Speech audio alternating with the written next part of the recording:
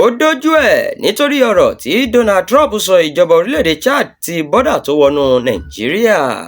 Ìjọba orílẹ̀-èdè Chad ti ààlà tó wọnú orílẹ̀-èdè Nàìjíríà láti orílẹ̀-èdè wọn látàrí ìkéde tí ààrẹ orílẹ̀-èdè Amẹ́ríkà Donald Trump ṣe láìpẹ́ yìí pé òun yóò wá kógun jà Nàìjíríà. Donald Trump ló sọ pé bí àwọn afẹ̀míṣòfò ṣekú pa àwọn Kìrìsìtẹ́nì lórílẹ̀-èdè Nàìjíríà burú púpọ̀. Ó ní ṣe ni ìjọba àpapọ̀ káwọ́ gbéra láì gbé ìgbésẹ̀ kankan lórí ọ̀rọ̀ náà. Àmọ́ ṣá, akọ́ṣẹ́mọṣẹ́ lórí ètò ààbò kan Zagoza Makama ti fi léde lọ́jọ́ Ajé ọ̀sẹ̀ yìí lórí ìkànnì Twitter rẹ̀ pé ààrẹ Chad Mahamat Idris Deby ti pàṣẹ pé kí àwọn ológun ti ẹnu ọ̀nà ààlà tó jáde lórílẹ̀‐èdè rẹ̀ sí Nàìjíríà.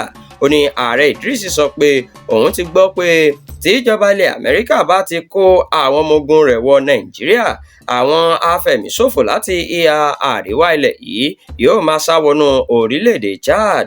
Ó ní wọ́n ti fi ọ̀rọ̀ náà tó iléeṣẹ́ ológun orílẹ̀‐èdè Chad létí. Wámúwámú làwọn yẹn sì ti dúró níbẹ̀ ká pẹ̀lú àwọn nǹkan ìjà olóró tó lágbára láti rí i pé kò sí ọmọ orílẹ̀‐èdè Nàìjíríà kankan tó wọlé síbẹ̀.